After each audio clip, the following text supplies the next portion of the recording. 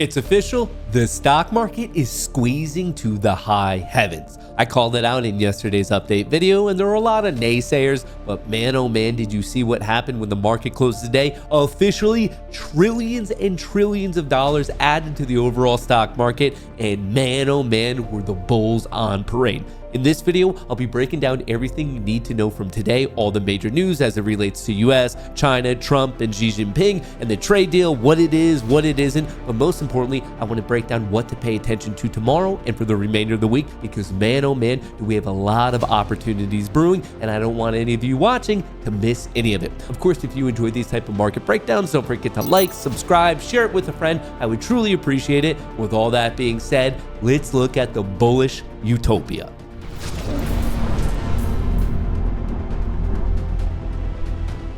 By the time the world's best casino officially closed, and by the time you finally hung up the phone on your ex-girlfriend who's begging you to take her back, here's what the headlines read. Dow jumps more than 1,100 points as the S&P 500 rises 3% on China-US temporary tariff cut. And if you look at the heat map of the situation, you're gonna need some green-colored sunglasses because man, oh man, is this a sight to behold. Everything's green except I guess utilities down here in the low right, but who cares? There's enough other green going on that you might just decide to take your ex back. Now, the overall market did officially gain 3.3%. The Nasdaq gained 4%. You have Apple ripping 6.2. You have Tesla up 6.75. And we actually had some better ones. Meta clocking in at 7.9. Rumble coming in also just above 7%. It was one of those situations where it was kind of hard to mess it up. Wherever you threw a dart, there's most likely that it landed on some sort of beautiful bullish opportunity. So the main question is why? Why, oh why did the bulls absolutely rip it to the high heavens today? The answer to that is it was the art of the deal. US and China ink initial trade deal. So this is what I reported on yesterday. This is why everyone was excited for the futures market to open up yesterday at 6 p.m. That's when the futures market opens, because we got this initial inkling that in Geneva, we had some sort of tentative deal between the US and China. And that's why you could see right here, this was released. US announces China trade deal in Geneva. So the Treasury Secretary and the US Trade Representative, once again, I covered this yesterday. Feel free to watch that video. But the TLDR is this. They were pretty happy. And actually, we also got updates from the China side of things, and they were actually also pretty happy too. So no surprise, when the futures market opened up Sunday evening, we had a pretty sizable gap up. And then we kind of did nothing. And then you could see right here at 3 a.m., we got a huge explosion. And that's when we got the details of the current trade negotiations. US and China agreed to slash tariffs for 90 days in major trade breakthrough. The US and China on Monday agreed to suspend most tariffs on each other's goods in a move that shows a thawing of trade tensions between the world's two largest economies. The deal means reciprocal tariffs between both countries will be cut from 125% to 10%. The US's 20% duties on Chinese imported relating to fentanyl will remain in place, meaning the total tariffs on China stand at 30%.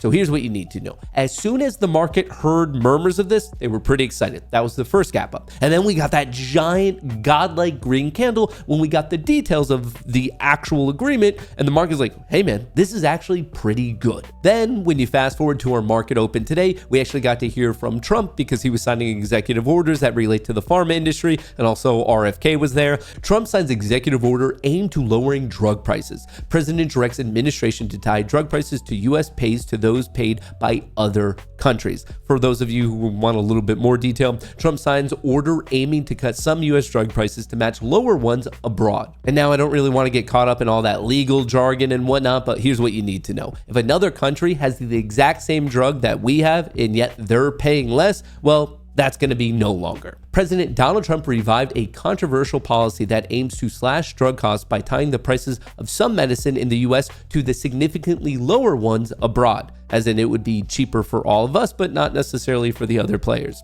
Trump signed an executive order including several different actions to renew the effort known as the most favored nation policy. It is Trump's latest effort to try to rein in US prescription drug prices, which are 2 to 3 times higher on average than those in other developed nations. Now, very quickly, a question for all of you, even here, and I heard it all day, that this is controversial.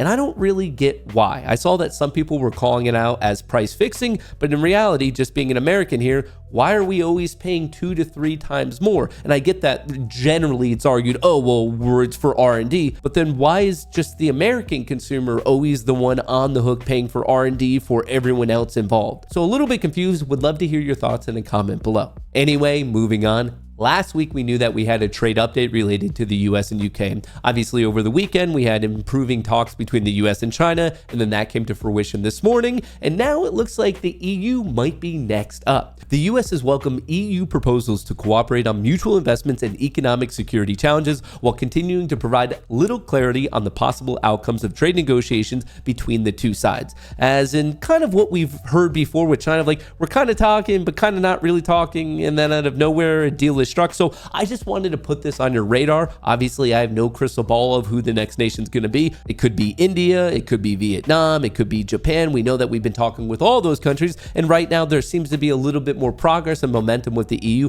But regardless, when another major country signs a deal and then it's announced here and it's announced by them, I would be obviously by no means surprised if we see another great green bullish day in the equities market. So this obviously goes without saying, pay attention to any news related to the tariff war, trade war, whatever you want to call it. But please don't forget, we have other major things going down, such as major macroeconomic events. Tomorrow, Tuesday, May 13th, an hour before the market opens, 8:30 a.m. ET, we're going to get the CPI report, the Consumer Price Index report, as in a major inflation report that obviously the Fed's going to be considering when they make their upcoming monetary policy decision. As of now, the line in the sand for the year-over-year reading is 2.4%. So higher than that, not so good. Lower than that, that means inflation is cool. That is pretty good. But once again, I will be streaming that. So I hope you stop by the show. Normally it's Monday to Friday, 9 to 11, but on specialty events like this, we do start a little bit early so we can all, I guess, have a little bit of degenerate fun together. Then Wednesday, the normal crude oil inventories. Thursday, retail sales and the producer price index, and Fed Chair Powell will be speaking.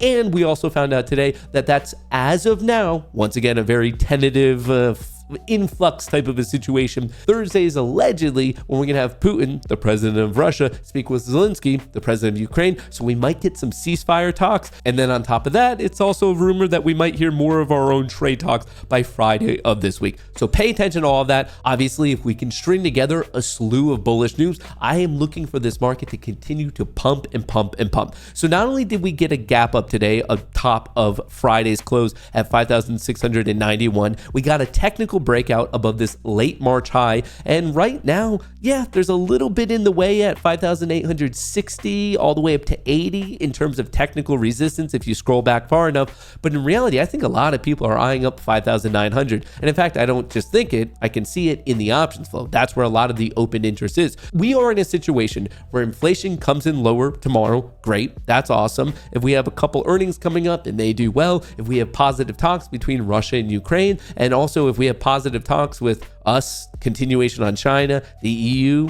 Japan. I mean, man, I really see a scenario where this can keep going and have some legs on it in the short term. But I should call out today, the options market was really weird with the S&P 500. You can see not a nice clear trend. We pumped up, we came down, we pumped up, we really came down, and then we really pumped up into close on those market on close robot orders. But why I'm a little bit more biased to us continuing to the upside rather than reverting and right now getting this downside gap fill, I should clarify. Given enough time, I do believe this gap fill will be filled. I want to be very clear. But in the short term, I think we have a bit higher. And that's because the boys in the lab were telling me about the CPI report. And the day of, from open and close, it's pretty much 50-50 of are we green or red. But what is an interesting statistical skew is it is more common for us to open up above where we closed today. So that's one thing that I like about the CPI report tomorrow. But also what I like is even though the options flow in the S&P 500 wasn't bullish or really bearish, if you go over to the Mag 7, the combination of Apple, Amazon, Google, Meta, Microsoft, Nvidia, and Tesla, basically the big boys who dominate the overall market, and the Nasdaq 100, look how strong this was all day. people were not touching puts, they were just buying calls. They were buying a bunch of calls for this Friday and even more calls for farther out the expiration. So that just makes me think that maybe big money knows something that we don't necessarily know. So I just wanted to put that on your radar. But before I let you guys go, I would love to hear from you in a comment below. Right now, do you think that this is a peak and we're about to get smacked and it's a fake out breakout and we're going to come down? Or do you think this is really just the start of it and we have a couple extra 100 points above before we take some form of a breather? Let me know in a comment below. That's what I have for you today. I appreciate all the good vibes. I'll catch you in the update video tomorrow. But before that, remember, we're going to be streaming in the morning. So I hope to see you there. Thank you so much for the good vibes.